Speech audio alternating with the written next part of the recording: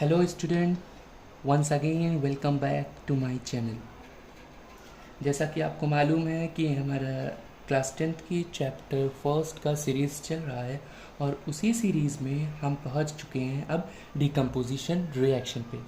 यानी कि 2-3 टॉपिक और उसके बाद हमारा चैप्टर यहाँ फिनिश होगा। तो जैसा कि आपको मालूम है, इससे पहले हम पढ़ चुके हैं कॉम्बिनेशन रिएक्शन। अब हमारा टर्न है पढ़ने का डिकम्पोजिशन रिएक्शन। कॉम्बिनेशन रिएक्शन में हमने यही पढ़ा था, थोड़ा सा रिकॉल करते हैं कि एसिड टाइप की रिएक्शन जिसमें रिएक्टेंट 2 से ज़्यादा हों लेकिन प्रोडक्ट सिंगल बने, यही पढ़ा था कि 2 से ज़्यादा रिएक्टेंट हो, सिंगल प्रोडक्ट का फॉर्मेशन होता है, तो ऐसे रिएक्टेंट को हम कहते हैं कॉम्बिनेशन रिएक्शन। लेकिन यहाँ डिकम्पोजिशन रिएक्शन में जस्ट उसका उल्टा है, यानी कि रिएक्टेंट एक होंगे, सिंगल होंगे, और जो प्रोडक्ट बनेगा 2 या 2 से ज़्यादा होगा। ठीक है, तो डिकम्पोजिशन रिएक्शन स्टार्ट करते हैं। लिखा है एक्टिविटी 1.5 में, take a 2 gram of ferrous sulphate crystal.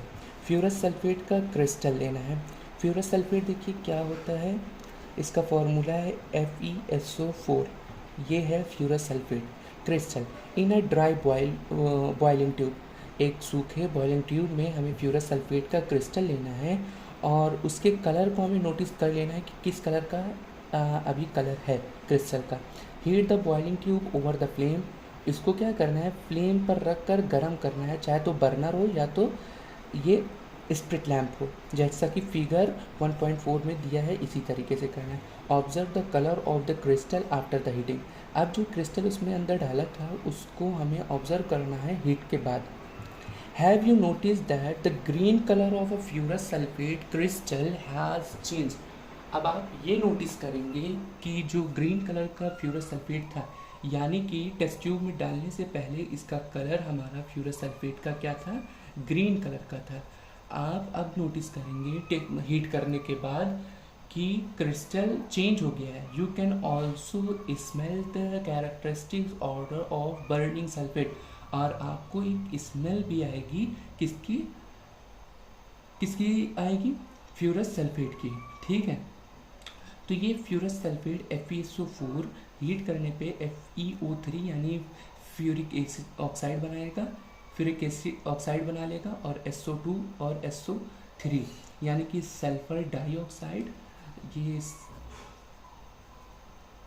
Sulphur die बनाएगा और ये सल्फर ट्राई बनाएगा, सल्फर डाई और ट्राई ऑक्साइड बन जाएगा। In this reaction you can observe that a single reactant break down to give a simpler products। अब इस reaction में आप ये ऑब्जर्व करेंगे दैट सिंगल रिएक्टेंट, एक जो सिंगल रिएक्टेंट था वो टूटता है और सिंपल प्रोडक्ट बना के दे देता है। This is the decomposition reaction, और यही डिकम्पोजिशन रिएक्शन कहलाता है। फ्यूरस सल्फेट क्रिस्टल्स FeSO4 और H2O loose water when heated and the colour of the crystal change. अब ये क्या होता है, जो FeSO4 यानी सल्फेट क्रिस्टल है वो क्या करता है, अपने अंदर जो भी वाटर होता है उसको लूज़ करता है और अपने कलर को चेंज कर लेता है, अपने क्रिस्टल के कलर को चेंज कर लेता है। It then decompose to ferric oxide. अब ये जो है चेंज होता है किस उसमें, फ्यूरिक ऑक्साइड में, सल्फर डाइऑक्साइड में और सल्फर ट्राइऑक्साइड में, जिस तरीके से ये हुआ है। फ्यूरिक oxide is a solid while SO2 and SO3 are the gases। Ferric oxide जो है वो सॉलिड है और जहाँ की डाई और ट्राई जो सल्फेट है वो गैसेस हैं।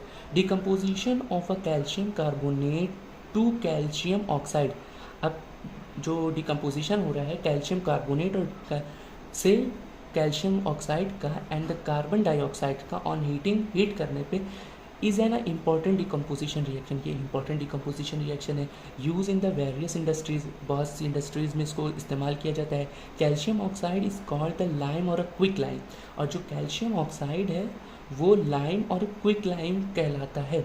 इट हैज़ मेनी यूजेस, इसके बहुत सी यूजेस है, जिसमें कि एक मैन्युफैक्चर होता है सीमेंट। इससे क्या बनता है, सीमेंट बनता है। When a decomposition reaction is carried out by heating, जब डिकम्पोजिशन रिएक्शन होता है हीट करने पे तो it is called the thermal decomposition reaction, तब ये क्या कहलाता है, थर्मल डिकम्पोजिशन कहलाता है। जैसे कि CaCO3 यानी कि लाइम स्टोन, उसको हीट किया, CaO यानी कि क्विक लाइम बना, और CO2 कार्बन डाइऑक्साइड रिलीज हो गई गैस बन के। Another example of thermal decomposition reaction is given in activity 1.6। एक और एग्जाम्पल जो 1.6 एक्टिविटी में दिया हुआ है वो ये है, take about 2 gram lead nitrate powder in a boiling tube. एक बॉइलिंग ट्यूब में 2 ग्राम लिड नाइट्रेट को लेना है, यानी PbNO2 लिड नाइट्रेट को लेना है। Hold the boiling tube with a pair of tongues and heat it over the flame. अब इसको क्या करना है, टंग से पकड़ना है और फ्लेम से इसको गर्म करना है, जैसा कि 1.5 फिगर में दिया है। व्हाट डू यू ऑब्जर्व, अब तुम क्या ऑब्जर्व करते हो। Note down the change if any, अगर कोई चेंज हो रहा है तो उसको नोट करो। You will observe the emission of brown flame, अब तुम देखोगे कि एक ब्राउन फ्लेम जो है इसमें से निकल रही है। These fumes are of the nitrogen dioxide NO2। अब ये जो फ्यूम निकल रही है ये नाइट्रोजन डाइऑक्साइड NO2 की है। The reaction that take place is, अब जो रिएक्शन हुआ है वो ये है कि PbNO3 का होल ट्वाइस ये लिड नाइट्रेट हो गया, और हीट देने पे PbO यानी कि लिड ऑक्साइड बना, और गैस के फॉर्म में NO2 यानी nitrogen dioxide oxygen O2 release हुआ। Let us perform some more decomposition reaction as given in 1.7 and 1.8। Decomposition reaction को हम और देखते हैं और पता करते हैं कि क्या चीज़ें हैं। देखो, पहले इसको पढ़ने से पहले हम इस फिगर को समझ लेते हैं। हमें क्या लेना है, एक प्लास्टिक मग लेना है, और एक प्लास्टिक मग में वाटर है, ठीक है, और इस जो ट्यूब है उसके अंदर भी वाटर है, और ग्रेफाइट की रॉड लगी हुई है, रबर है, कैथोड है और एनोड है।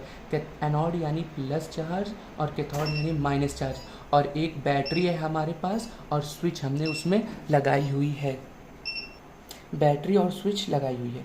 तो चलो एक्टिविटी 1.7 देखते हैं। टेक का प्लास्टिक मग, एक प्लास्टिक मग लेना है, उसके नीचे 2 होल करने हैं बेस पे, और रबर स्टॉपर को लगा देना है, ठीक है ना। These holes insert carbon electrode in these rubber stopper as shown in figure 1.6। अब जिस तरीके से रबर स्टॉपर में कार्बन इलेक्ट्रोड लगा हुआ है उसको भी हमें कनेक्ट कर देना है। Connect these electrodes to a 6 volt battery. अब इसी इलेक्ट्रोड को यानी कि प्लस माइनस इसी इलेक्ट्रोड को यानी कि प्लस माइनस जो भी चार्ज है उसमें हमको बैटरी को कनेक्ट करना है 6 वोल्ट की।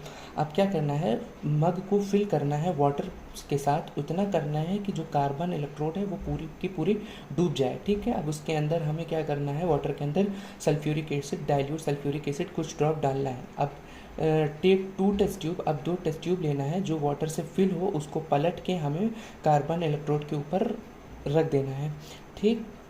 अब उसका स्विच ऑन करना है बैटरी के, और इसको कुछ देर तक का बगैर छेड़े रख देना है।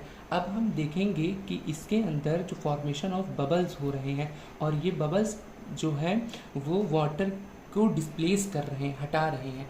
दिस वॉल्यूम ऑफ दी, क्या जो दोनों टेस्ट ट्यूब हैं उसके अंदर वॉल्यूम ऑफ गैसेस, जो भी गैसेस हैं उसके अंदर क्या बराबर मात्रा में है।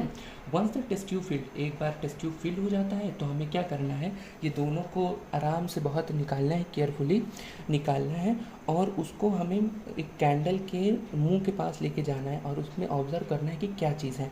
ये प्रिकॉशन जो है टीचर के आप देखभाल में कीजिएगा। और इसके अंदर ये होता है कि जो दोनों टेस्ट ट्यूब है उसमें अलग अलग गैसेस पाए जाते हैं, ऑक्सीजन और हाइड्रोजन। जब आप ऑक्सीजन को फ्लेम के पास लेके जाएंगे तो फ्लेम जो है भड़क उठेगी, और अगर हाइड्रोजन को लेके जाएंगे तो हाइड्रोजन के उससे वो धीमी हो जाएगी या तो बुझ जाएगी।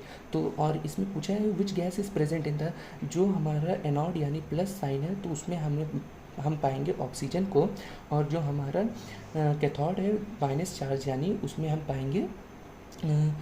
पाएंगे हाइड्रोजन को, ठीक है। अब चलते हैं एक्टिविटी 1.8 के पास।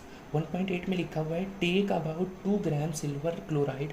सिल्वर क्लोराइड को हमें 2 ग्राम लेना है कम से कम, और उसमें चाइना डिस्क में रखना है और उसके कलर को ऑब्जर्व कर लेना है। इसका कलर जो होता है, सिल्वर क्लोराइड का जो कलर होता है वो सिल्वर कलर का होता है, सिल्वर कलर का होता है, ठीक है। उसके कलर को हमको ऑब्जर्व कर लेना है, फिर इस चाइना डिस्क को सनलाइट के सामने रख देना है, फिर कुछ देर बाद उसको उठाना है, फिर उसके कलर को ऑब्जर्व करना है, देखना है क्या हुआ है। You will see that white silver chloride, जो वाइट सिल्वर क्लोराइड हमारे पास था अब वो ग्रे कलर में चेंज हो गया है। This is due to the decomposition of silver chloride into the silver and chlorine by light. ये इस वजह से हुआ है क्योंकि इसमें डिकम्पोजिशन रिएक्शन हुआ और सिल्वर और क्लोराइड दोनों अलग हो गए, सिल्वर और क्लोरीन बन गया। जैसे कि AgCl, सनलाइट पड़ी तो Ag अलग हो गया और Cl2 अलग हो गया, ठीक है। अब इसके आगे ये लिखा हुआ है silver bromide also behave in the same way. जैसे कि सिल्वर क्लोराइड कर रहा था वैसे ही सिल्वर ब्रोमाइड भी सेम वे में काम करता है।